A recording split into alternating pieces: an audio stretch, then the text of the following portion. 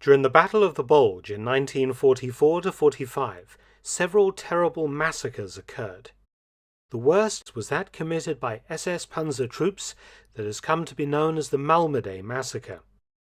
But there was a little-known revenge killing perpetrated by American troops that was the subject of a cover-up and for which no punishments were ever applied.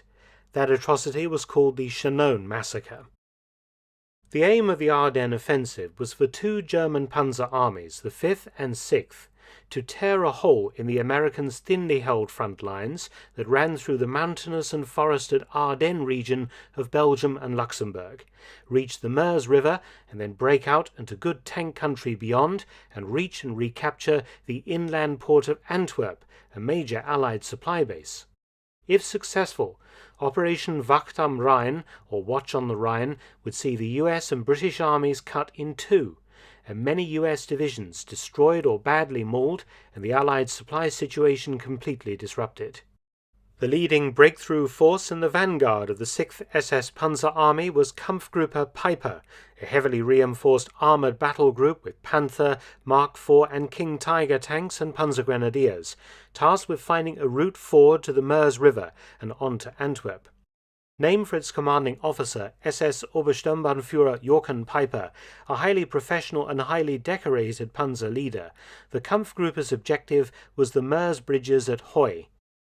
The bulk of Peiper's force came from the 1st SS Panzer Division Leibstandarte SS Adolf Hitler, the elite of the SS.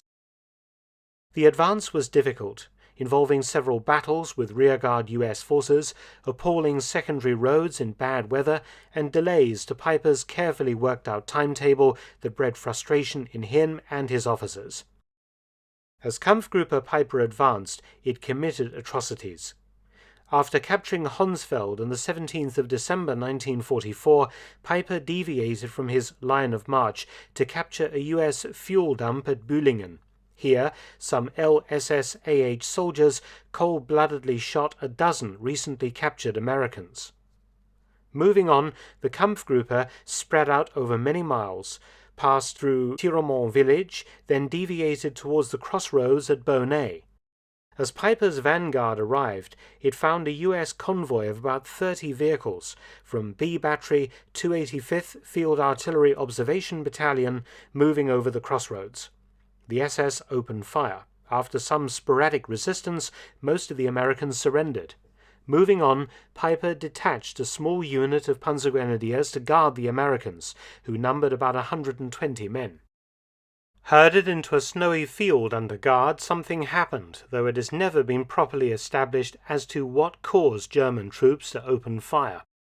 Some witnesses and historians maintained that an order was given to cold-bloodedly kill the POWs, while others suggest that young and inexperienced SS Grenadiers opened fire when some Americans tried to escape.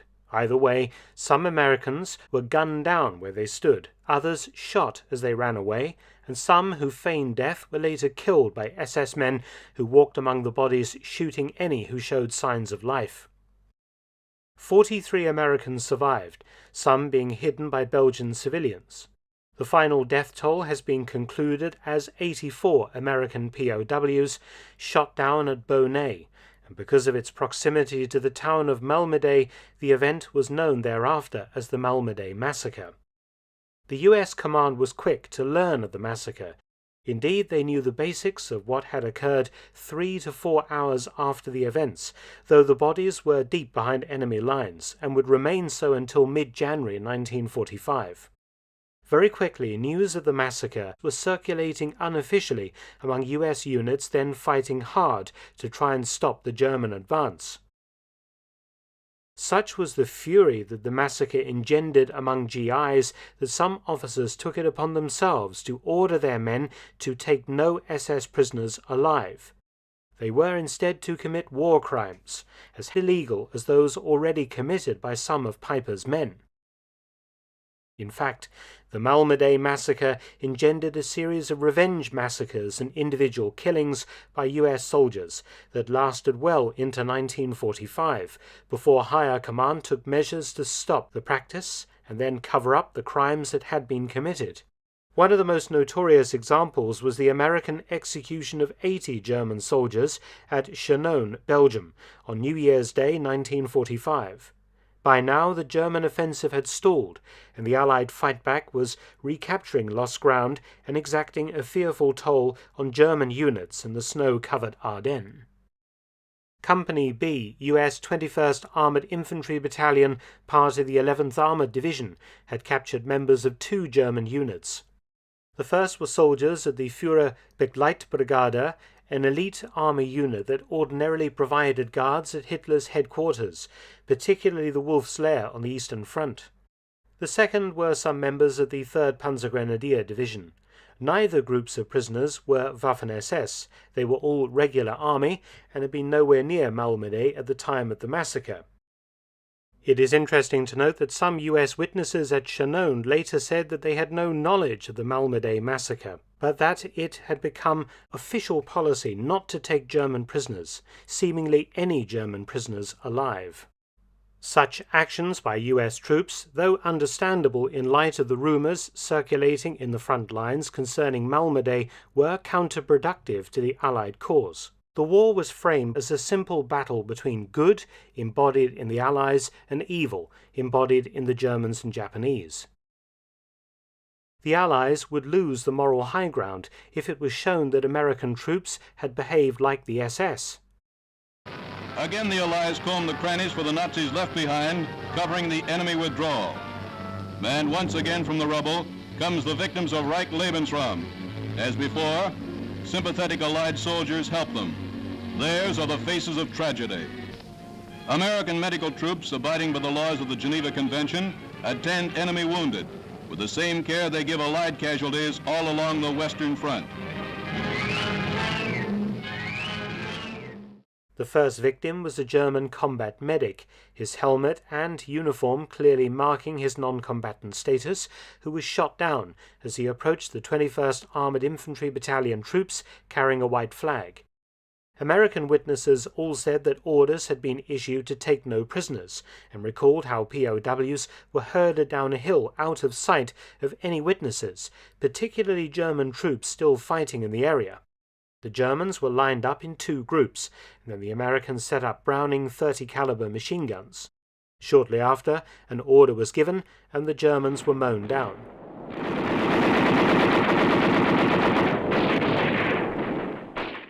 The massacre didn't sit well with some witnesses, including Staff Sergeant John W. Faig of B Company, who wrote, quote, "We were committing the same crimes we were now accusing the Japs and Germans of doing," unquote.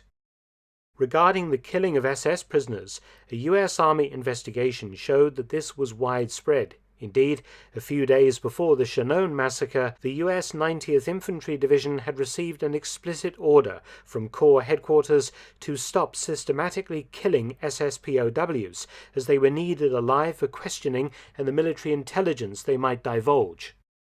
So what was done about the Malmedy and Chenogne massacres?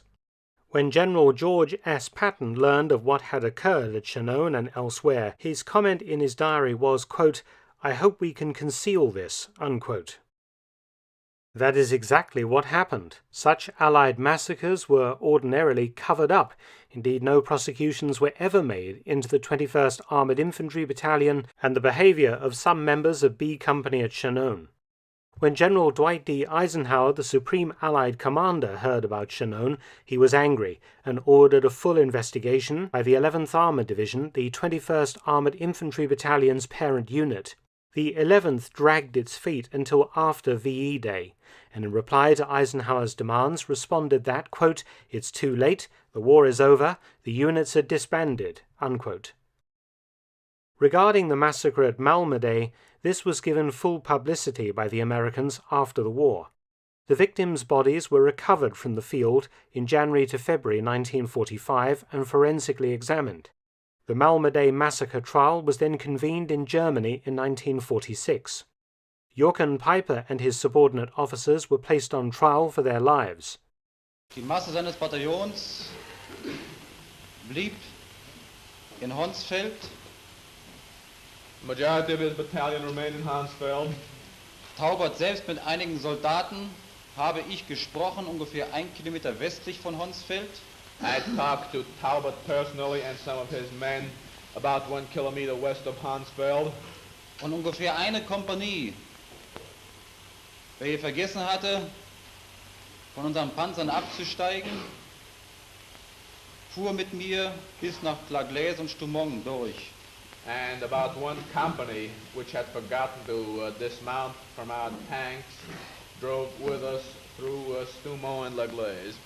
The trial was dogged, however, by accusations of manufactured evidence and brutality towards defendants, including confessions taken under duress.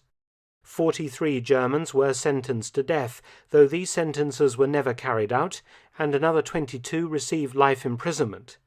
All were released by 1956, the last being Piper himself. To date, no one has ever been charged with the Chenogne massacre, which was successfully brushed under the carpet, as indeed General Patton had hoped it would have been. German war crimes have rightly been confronted, the offenders in many cases punished, and the crimes themselves widely publicized. The same cannot be said of criminal acts committed by some in the Allied forces. Thanks for watching. Please subscribe and share, and also visit my audiobook channel, War Stories with Mark Felton. You can also help to support both of my channels at PayPal and Patreon. Details in the description box below.